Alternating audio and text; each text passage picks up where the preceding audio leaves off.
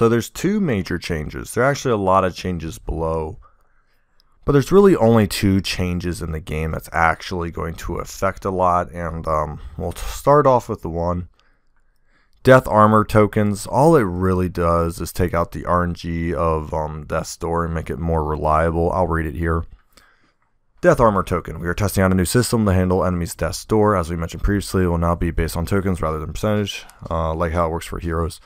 We made adjustments to all skills, quirks, blah blah blah blah blah blah. To now engage meaningful with new token-based system. We hope this change will reduce RNG elements to present in battle and give players more upright.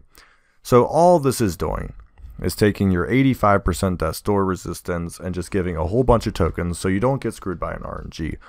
All it does is somewhat keep with what the rest of the game has been like, right? All we're saying is we're going to reduce RNG by giving you more calculated results. If a boss has 3 tokens, you know if you hit it 3 times, it goes away. Some skills pierce Death's Door armor tokens, like we had obviously before. It's not really a huge mechanical change. All it's going to do is essentially get rid of the extremes on both ends, where you get super lucky on your first hit, where you're literally still hitting a boss at 7 8 times in a row. All it's doing is giving it a perfect average for everyone to do the same, essentially. So I'm not really going to call this a big change. For the most part, I felt like every enemy always resisted Death's Door at least once. I know that's not technically true, but the enemies that do have Death's Door resistance, are they still going to resist? Well, of course they are. They're going to have 1 token, but once again, it's not really a huge thing. All you're doing is taking Death's Door and putting it into a token-based system. The next 2 big things I want to talk about, I think are good for the game in a vacuum, but I think is actually not detrimental, but confusing, and I don't know if it's going to work for Darkest Dungeon 2, depending on how they do it. So we can swap hero paths at the end. That's kind of cool, but also kind of strange. The goal of this is allow players better strategize for each region ahead, create a more dynamic party for the entire expedition, changing paths will refund any match respawn, spec, blah blah blah. Alright, so that's really good, and we'll talk about why, not that I have a slight issue, but my confusion. And then choose hero replacement at the end. Players are now able to pick up their own replacement for hero from the hero pool to help salvage their current expedition. Factions are back into road battles. Who really cares? Road battles are usually so blah anyways, and you fight them so much it doesn't really matter too much. But I really want to talk about this because it's I think it's good from a video. I think if you were to do this in a vacuum, I think this would be the right choice. But I have 2 questions about this. Swapping a hero pass, it will be nice for certain bosses and stuff. It doesn't necessarily lock you into a crappy hero path. I think that's just always generically good. It's kind of the combination of also choosing a hero replacement, depending on that works. So they wanted to get away from Darkest Dungeon 1. But really, every time they do a patch, they are slowly getting closer to the first Darkest Dungeon in terms of layout. Look, I don't care that this game was not like the first Darkest Dungeon. I just find it funny that they mentioned it will not be like the first Darkest Dungeon.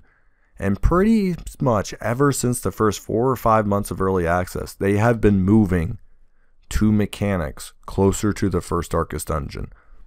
Whether they felt pressured, whether they were following what people said, or they feel like they need to give people what they want, I don't know.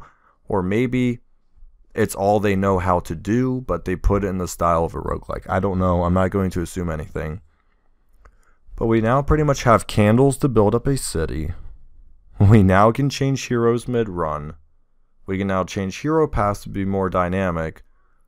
But at the end of the day, we have to do a 3-hour slog where nothing really matters. That's the only thing that's, to me, really confusing.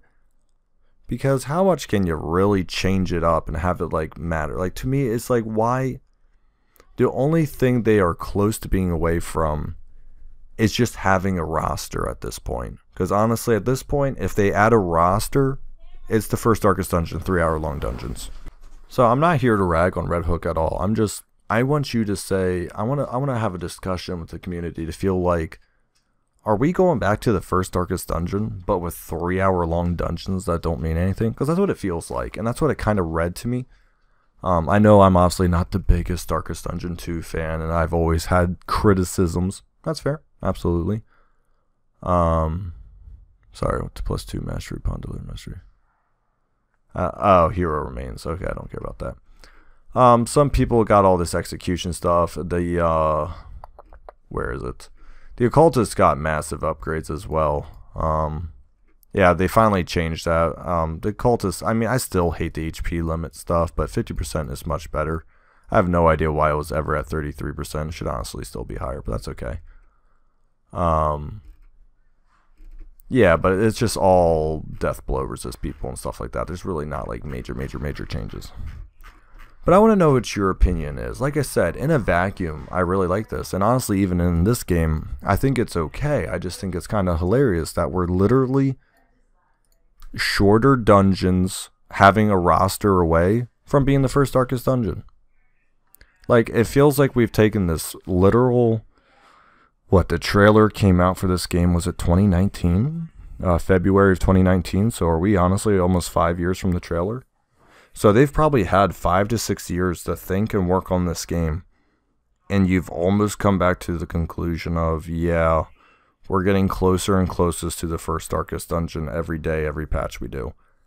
Now, maybe I'm completely looking at this wrong. Maybe there's nothing wrong with that. Like I said, I just find it funny how adamant they were that we aren't making the same game, but every patch keeps inching towards. And I am going to make a video probably in a week or two about what I think the biggest game design flaw in Darkest Dungeon 2 is. It's never been content with Red Hook. I think Red Hook has always had good content. It's none of the extremities, I'll call it. It's not like, oh, because the trinkets aren't great, oh, because the damage isn't there, because you have battle limitations. No.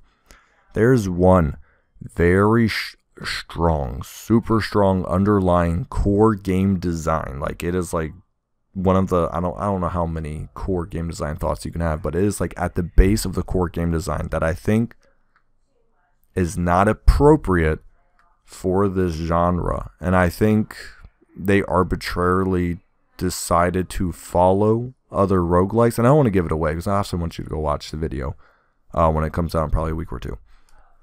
But it arbitrarily kind of follows other roguelikes but doesn't at the same time. I think it had the good intentions, but when they put it into practice, it answers a lot of my frustrations. I thought about this for a while, and it always kept coming back to, I kept asking myself, well, why did they design it this way? Why does this have to be like that? And it all eventually came back to one answer. Maybe I'm wrong, maybe it's not, but I'm going to do a whole video on what I think Darkest Dungeon 2 could do to improve their game while keeping pretty much all the same stuff.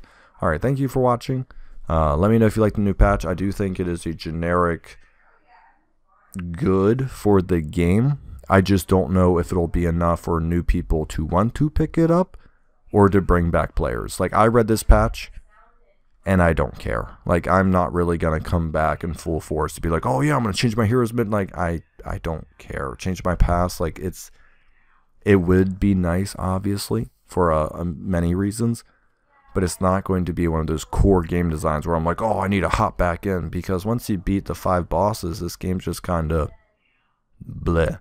So we'll talk about it. Thank you so much for watching. Let me know what you thought of this new patch.